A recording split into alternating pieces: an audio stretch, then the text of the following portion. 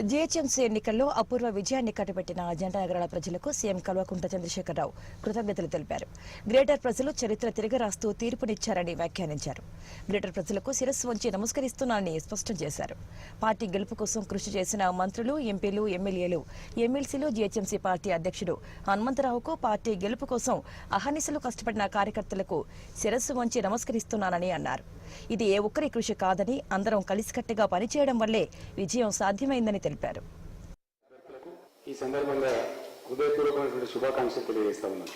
అందరి కృషి వల్లనే ఈ విజయం సాధ్యమైంది. ఎవరో ఒక్కరి విజయం కూడా కాదు, సమిష్టి కృషి ఏదైతే మనం గొప్పగా చేసినామో దాని ఫలితం. గత చరిత్రలో ఎప్పుడు కూడా ఏ పార్టీ చూసినా 52 స్థానాలకు మించి రాదు.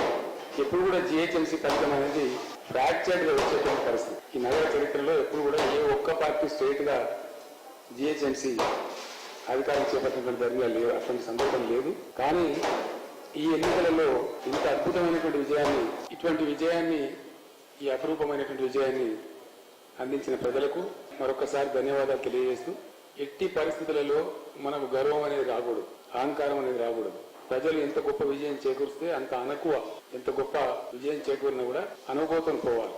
ఈ రోజు టీఆర్ఎస్ కు అందిన విజయం ఏదైతే ఉందో ఇది ప్రజలు ఇష్టపడితే తప్ప ఏదో కష్టపడితే వచ్చే ఓట్లు కాదు. ప్రజలు ఇష్టపడి గెలిపించుకునేది.